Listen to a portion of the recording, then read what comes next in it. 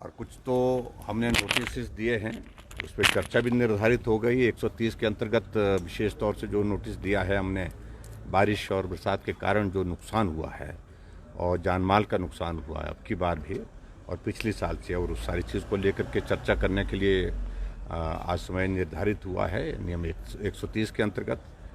और इसके साथ साथ में जो और भी मुद्दे हैं, जिन मुद्दों को लेकर के हमने अपनी स्ट्रेटजी बनाई है और निश्चित रूप से उन सारे मुद्दों को लेकर के हम चर्चा करेंगे। कानून व्यवस्था बहुत बड़ा विषय है। कल मॉब लिंचिंग में वहाँ बद्दी में एक चौराहे पर, सड़क पर ही पीट करके एक आदमी को, एक लड़के को तो जान से ही मार दिया और दूसरा जो है वो जिंदगी और मौत के बीच में पीजीआई में एडमिट है। और गिरफ्तारियों भी उसमें बहुत कम अभी तक हुई है। 15 लोग जो वहाँ पर लाठियों और डंडे से पीट रहे थे, उनको वो वीडियो देखने लायक नहीं है, जिस तरह के हालात बने हैं। और उसके साथ साथ में जो प्रदेश में जो भ्रष्टाचार है, ये एक बहुत बड़ा मुद्दा है। और कोई महकमा ऐसा नहीं रह गया जहाँ पर बड़े पैमाने पर, व्यापक स्तर पर, और कुछ जगह राजनेता, कुछ जगह अधिकारी इन सारी चीज़ों में इन्वॉल्व है, जो चिंता का विषय है। और ऐसे सारी बातों को लेकर के बाकी राजनीतिक मुद्दे तो है ही हैं, जो कमिटमेंट्स इन्होंने की थी, जो गारंटी इन्होंने दी थी, उन गारंटियों पर तो हम बात करेंगे ही करेंगे। एक एक गारंटी से अपने आप ही मुकर गए। हम पहले ही कह चुके थे इस बारे में कि 10 जन्म में भी कांग्रेस इन गारंटियों को पूरा नहीं कर पाएगी। हमारी बात कही हुई गलत नहीं थी और आज उन्हीं बातों से मुकर रहे हैं। हालात नहीं है, अगर हालात नहीं है तो कमिटमेंट क्यों किए? चुनाव से पहले आप झूठ बोल करके लोगों को गुमराह करके जो है सत्ता हासिल करने के लिए, कुर्सी हासिल करने के लिए कुछ भी बोलते रहो, और उसके बाद सत्ता आ जाती है, कुर्सी आ जाती है, उसके बाद आप मुकरते जाओ कि भाई आज की हालात नहीं है, आर्थिक स्थिति नहीं है।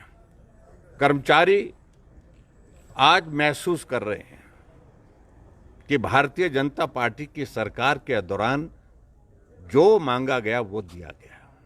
एरियर्स उनके दिए गए, डीए की किस्तें उनकी अदा की गई, मेडिकल रिम्बर्समेंट के सारे जो पेंडिंग बिल्स थे उस पर पेमेंट की गई उनको।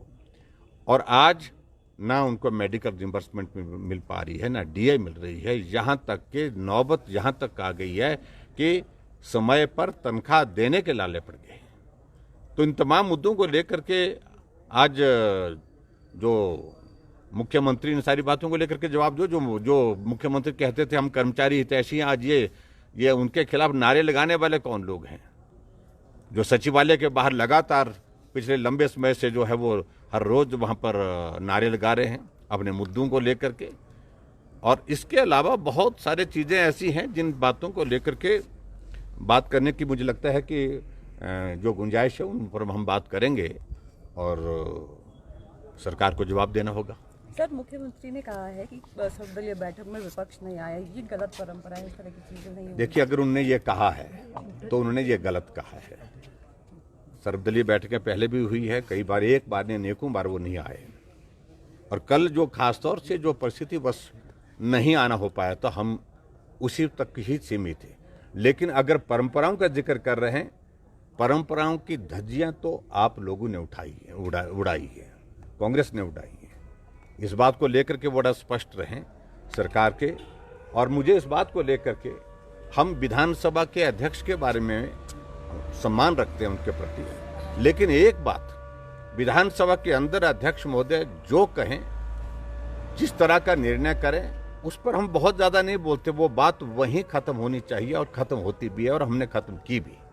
लेकिन विधानसभा के बाहर जा करके सार्वजनिक कार्यक्रम में अपने कुलीग्स के बारे में, अपने सहयोगी विधायकों के बारे में कहें कि 6 के सर कलम हो गए और 3 के आरी के नीचे है, इसके लिए अध्यक्ष महोदय को माफी मांगनी चाहिए। ठाकुर साहब, पहली बार ऐसा हो रहा है कि बैठकें बढ़ाकर जो है वो 10 कर दी गई हैं। किस तरीके से देखते हैं आपकी जो ये बढ़े हुए दिन हैं उसमें ज़्यादा समय मिल पाएगा विपक्ष को, सत्ता पक्ष को घेरने? निश्चित रूप से मुझे लगता है कि जितना लंबा सत्र होता है विपक्ष को अपॉर्चुनिटी मिलती है और उस अपॉर्चुनिटी को अवेल करेंगे।